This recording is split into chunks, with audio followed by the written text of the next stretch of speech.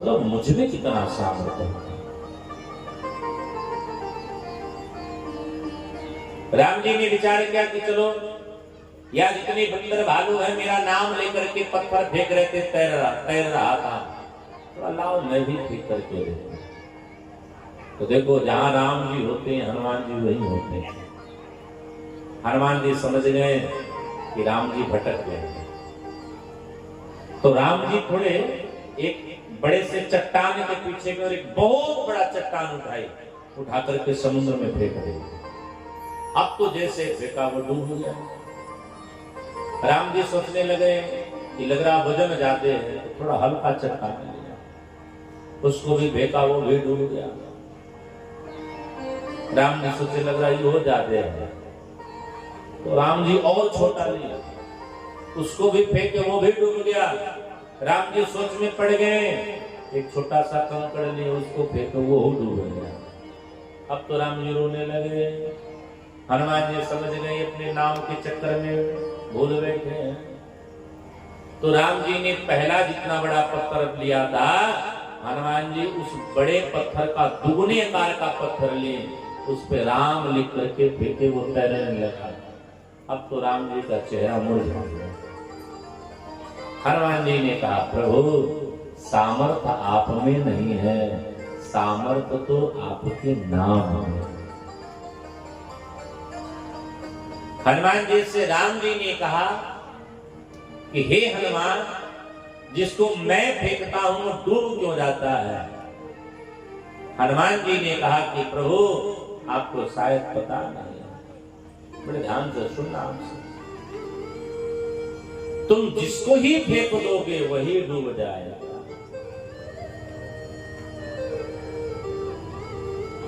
इस दुनिया में तुम जिसको फेंकोगे वही डूब जाएगा, लेकिन हम तो साधु हैं, और साधु जब तेरा नाम का आश्रय लेता है, तो तेरे नाम के आश्रय से जब फेंकता है तो तैरने लगता है, क्योंकि तू फेंकता है तो डूबता है। तेरा नाम आश्रय में किसी को फेंका जाता है वो तैरने लगता है, क्योंकि तेरा नाम क्या है? बोले तेरा नाम नौका है। भाव क्या है? बोले पतवार है। और साधु उसको तैराने में समर्थ केवल होते। इसलिए हमारे साधकों ने कहा कि भगवान राम से सुंदर अगर कोई है तो भगवान राम जी का नाम है। इसलिए हमारे संतों ने कहा, तुम मिलो या ना मिलो मुझे मकसूर नहीं, नाम मिलता रहे दुनिया इसी फकीरी में। हे प्रभु आप मिलो या ना मिलो मुझे कोई तकलीफ नहीं, तुम जैसे सनम हमको बहुत मिले, लेकिन तेरा नाम, हम तो तेरे नामाश्रय में। हमारे संतों ने कहा कि भगवान राम की बड़ी अद्भुत प्यारी महिमा है। बड़ी बात बड़े भाव से सुनिए ना। इस रामचरितमानस में 3 प्रकार के घाट हैं। क्षमा करना, इस रामचरितमानस में 4 प्रकार के घाट हैं। पहला है ज्ञान घाट, दूसरा है भक्ति घाट, तीसरा है कर्म घाट, और चौथा है दैन्य घाट। ये रामचरितमानस के मंगल 4 घाट हैं। पहला जो घाट है, जिस घाट का नाम है ज्ञान घाट, ज्ञान घाट में वक्ता कौन है, श्रोता कौन है? ज्ञान घाट के वक्ता है भगवान भोलेनाथ जी, श्रोता कौन है? बोले भगवती पार्वती मैया। जोर से बोलिए जय सिया राम। आजकल कोई पति अपने पत्नी से कहे कि तू बैठा हमको गीता के पाठ सुनाए, तो पत्नी कही हटा महाराज, हमारा सीरियल बहका था तो गीता के चक्कर में पड़ा।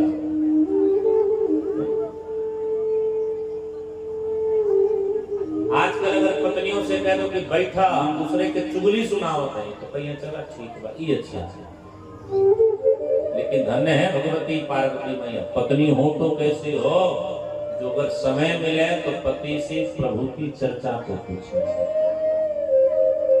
और जिस परिवार में, बड़े ध्यान से सुनिएगा, जिस परिवार की पत्नी अपने पति से भगवान के विषय का जब प्रश्न करती है, वह परिवार का आंगन कैसा हो जाता है, वह परिवार का आंगन ज्ञान घाट जैसा हो जाता है। उस आंगन में विचरण कौन करते हैं? उस आंगन में विचरण हमारे श्री सीताराम जी करते हैं। दूसरा जो घाट है, उस घाट का नाम है भक्ति घाट। ये भक्ति घाट कहाँ है? ये भक्ति घाट नीलगिरी पर्वत पर है। अच्छा, भक्ति घाट के ये देखो राम की महिमा है हमारा। भक्ति घाट पर कौन बैठा है? बोले भक्ति घाट के जो वक्ता है श्रीमान काकभुसुंडी जी महाराज, और भक्ति घाट के श्रोता कौन है? श्रीमान गरुड़ जी महाराज है। पक्षियों में सबसे उत्तम जो पक्षी है वो श्रोता बन करके बैठा है, और पक्षियों में जो सबसे अधम पक्षी है वो वक्ता बन करके बैठा है। यही तो परमात्मा के नाम की महिमा है कि परमात्मा के नाम को जो भी गा लेता है वो सदैव ही पूजित हो जाता है। ये भारत की ये महानता है, ये राम नाम की महिमा है कि जहां पक्षी भी आपस में बैठ करके हरि चर्चा करते हैं। तीसरा जो घाट है वो है कर्म घाट, और कर्म घाट के वक्ता कौन है? श्री याज्ञवल्क्य जी महाराज। और कर्म घाट के श्रोता कौन है? श्रीमान भरद्वाज जी महाराज। और चौथा कौन है? बोले दैन्य घाट, और दैन्य घाट के वक्ता कौन है? पूज्य श्री गोस्वामी तुलसीदास जी महाराज। और श्रोता कौन है? गोस्वामी तुलसीदास जी का अपना खुद का मन। और पांचवा जो है ये व्यास घाट है। इस व्यास घाट के अभिवक्ता हम हैं, श्रोता हम। आओ गोस्वामी जी महाराज अपनी मानस की कथा को अब शुभारंभ कर रहे हैं। अभी तक गोस्वामी जी ने भगवान के नाम की महिमा को गाई, वंदना किया। अब गोस्वामी जी महाराज अपने मन को राम कथा श्रवण करा रहे हैं। तो आओ राम कथा श्रवण से पूर्व हम दो बार नामा स्मरण करें, क्योंकि बंधुओं बड़े ही भाग्य से ये मानव तन प्राप्त होता है, और मनुष्य का तन प्राप्त करके अगर हम प्रभु का सुमिरन ना कर बैठे तो फिर होना है। इसलिए साधकों ने कहा कि तेरी मेहरबानी का है बोझ इतना, तेरी मेहरबानी का है बोझ इतना, जिसे मैं चुकाने के काबिल नहीं हूँ। तेरी मेहरबानी का है बोझ इतना, जिसे मैं चुकाने के काबिल नहीं हूँ। तेरी मेहरबानी का है बोझ इतना, तेरी मेहरबानी का है बोझ इतना, जिसे मैं चुकाने के काबिल नहीं हूँ। जिसे मैं चुकाने के काबिल नहीं हूँ। मैं आ तो गया हूँ मगर जानता हूँ, मैं आ तो गया हूँ मगर जानता हूँ, मैं आ तो गया हूँ मगर जानता हूँ, मैं आ तो गया हूँ मगर जानता हूँ। तुम्हें मुँह दिखाने के काबिल नहीं हूँ, तुम्हें मुँह दिखाने के काबिल नहीं हूँ, तुम्हें मुँह दिखाने के काबिल नहीं हूँ।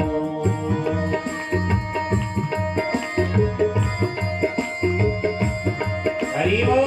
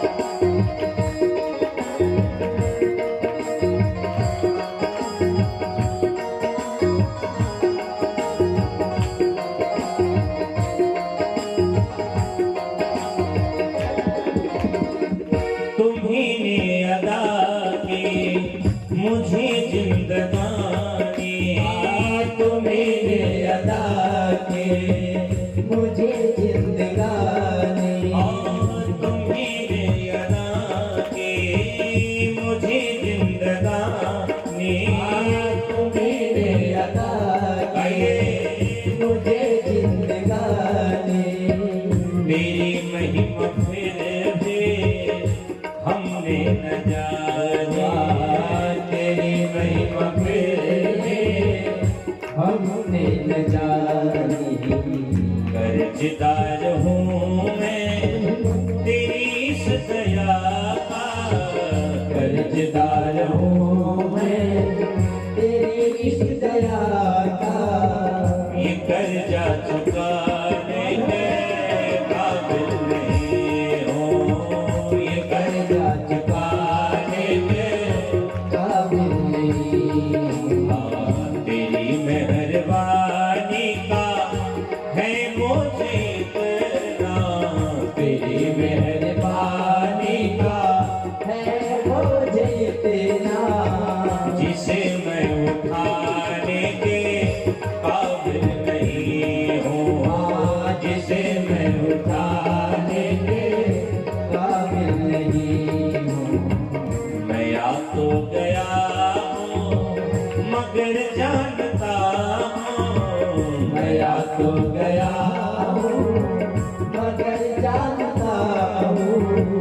तुम्हें मुँह दिखाने के काबिल नहीं हूँ, तुम्हें मुँह दिखाने के काबिल नहीं हूँ।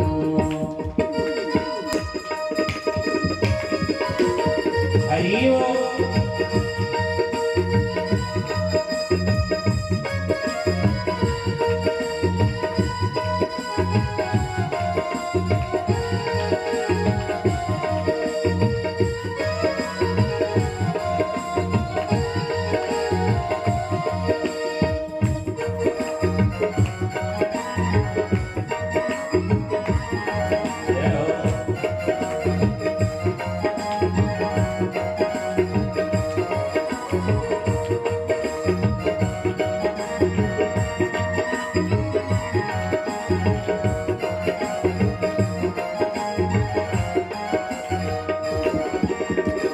जवानी की चाहत में खुद को मिटाया, जवानी की चाहत में खुद को मिटाया। जवानी की चाहत में खुद को मिटाया, जवानी की चाहत में खुद को मिटाया। तेरा नाम हर किज जुबा पे न आया, तेरा नाम है किस जुबा पे ना आया। तेरा नाम हर किज जुबा पे न आया, तेरा नाम है किस जुबा पे ना आया। गुनहगार हूँ मैं तेरी इस कृपा का, गुनहगार हूँ मैं तेरी शिफा का। गुनहगार हूँ मैं तेरी इस दया का, गुनहगार हूँ मैं हरि हरि। तेरी इस दया का। तुम्हें मुँह दिखाने के काबिल नहीं हूँ, तुम्हें मुँह दिखाने के काबिल नहीं हो। तेरे दर पे आने के काबिल नहीं हूँ, तेरे दर पे आने के काबिल नहीं हूँ। तेरे दर पे आने के काबिल नहीं हूँ।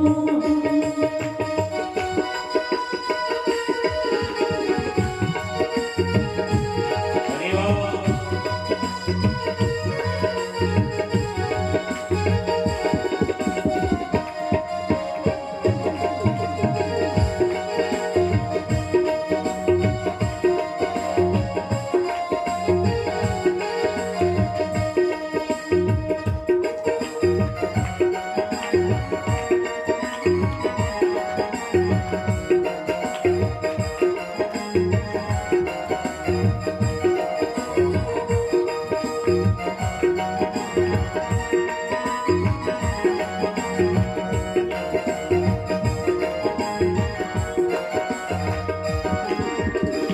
यही मांगता हूँ मैं सिर को झुका लूं, यही मांगता हूँ मैं सिर को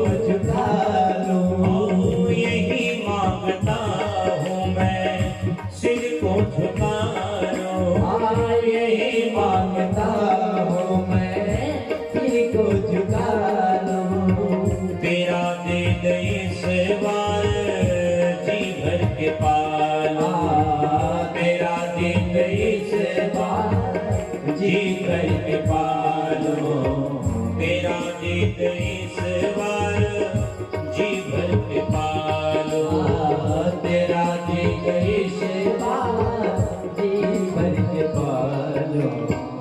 सबके मन में यही भावना होनी चाहिए, हे प्रभु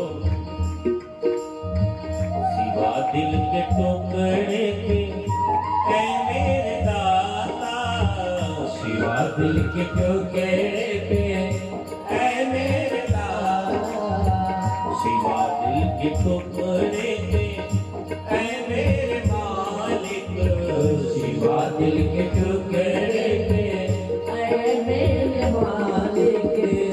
कुछ भी चढ़ाने के काबिल नहीं हो, कुछ भी चढ़ाने के काबिल नहीं हो। मैं आ तो गया हूँ मगर मानता हूँ, मैं आ तो गया हूँ मगर जानता हूँ। तेरे दर पे आने के काबिल नहीं हो, तेरे दर पे आने के काबिल नहीं हो। और तेरे दर पे आने के काबिल नहीं हो, तेरे दर पे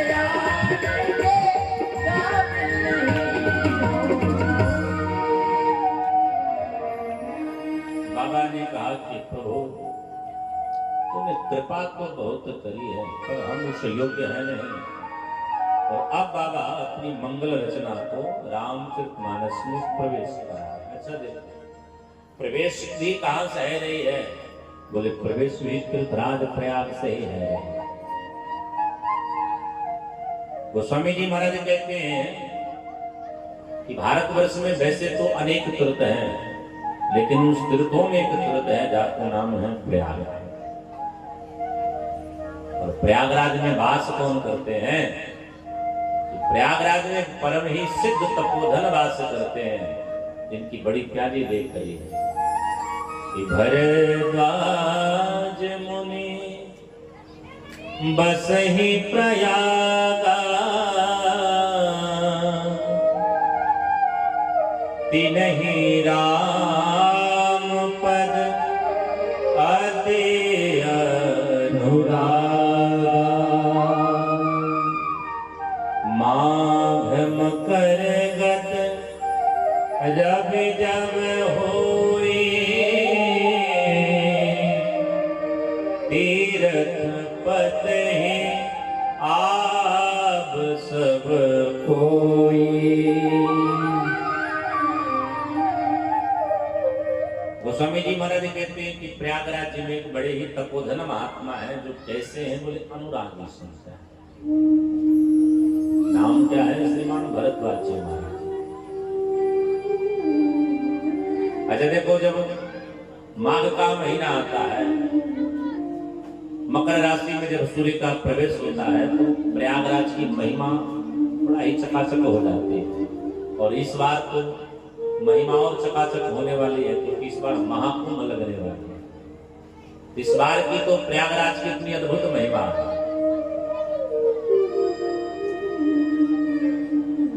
तो जितने ऋषिगण हैं, जितने महात्मा जन हैं, क्योंकि वहां पर एक इनका अकेला आश्रम है, तो समस्त ऋषिगण उसी आश्रम में पधारते हैं।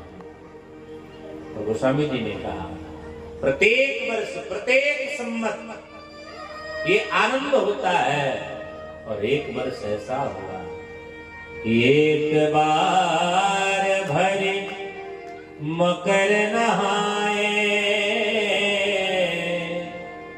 सब मुनीस आश्रम न सुधाए।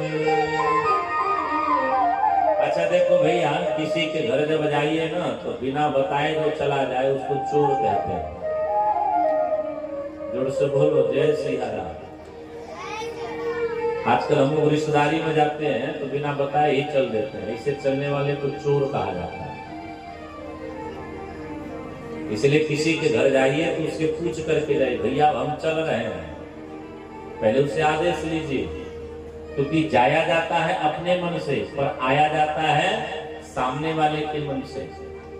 तो जितनी महात्मा है सब लोग भरद्वाज जी महाराज से निवेदन करते हैं कि महाराज हम अपनी कुटिया पर जाना चाहते हैं। भरद्वाज जी सबको विदा करते हैं।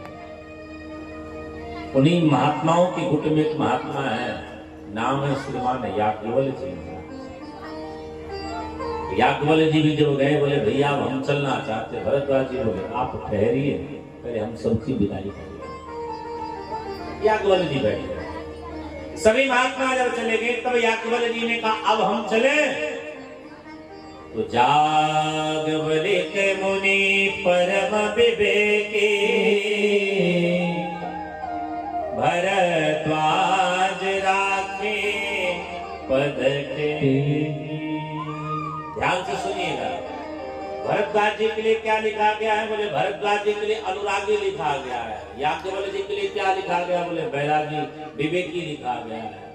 विवेक से अच्छा अनुरागी होता है, लेकिन आज अनुरागी विवेकी पुरुष को प्रणाम कर रहा है। ध्यान में रखना है। याज्ञवल्क्य जी महाराज जी को बार बार भरद्वाज जी प्रणाम कर रहे हैं। अच्छा, ये कोई याज्ञवल्क्य जी साधारण नहीं है। जोर से बोलो जय श्री राम। ये याज्ञवल्क्य जी महाराज कोई साधारण नहीं है। ये याज्ञवल्क्य जी महाराज श्री ब्रह्मा जी के अवतार पुरुष हैं।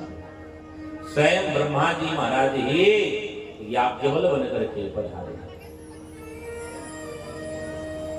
पुराणों में ऐसी कथा है कि जिस समय ब्रह्मा जी महाराज जी को देखो, एक हंस और एक हंसनी जब आपस में रमण क्रिया को कर रहे थे, तो ब्रह्मा जी ने जब देखा तो ब्रह्मा जी को अचानक हंसी आ गई।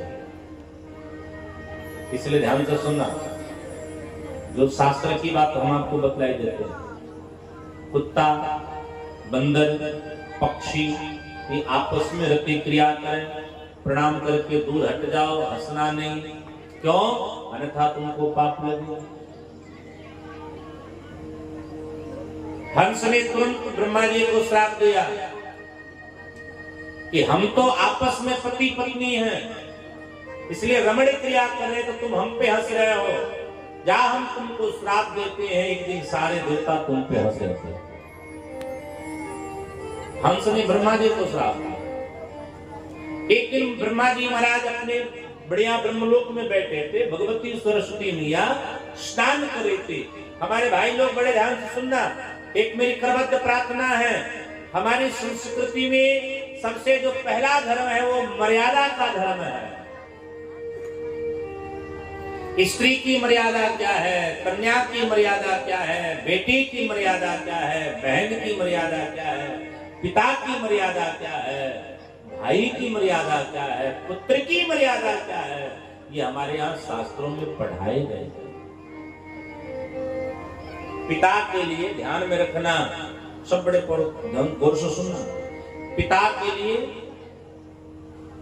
जैसे उसकी बेटी रजधर्म को प्राप्त कर जाए, ऐसी पुत्री को शास्त्र कहता है कि पिता स्नान करते समय कभी न देखे, नहीं तो उसे दोष दृष्टि का पाप लगता है। शास्त्र कहता है कि बहन जैसे 14 वर्ष की अवस्था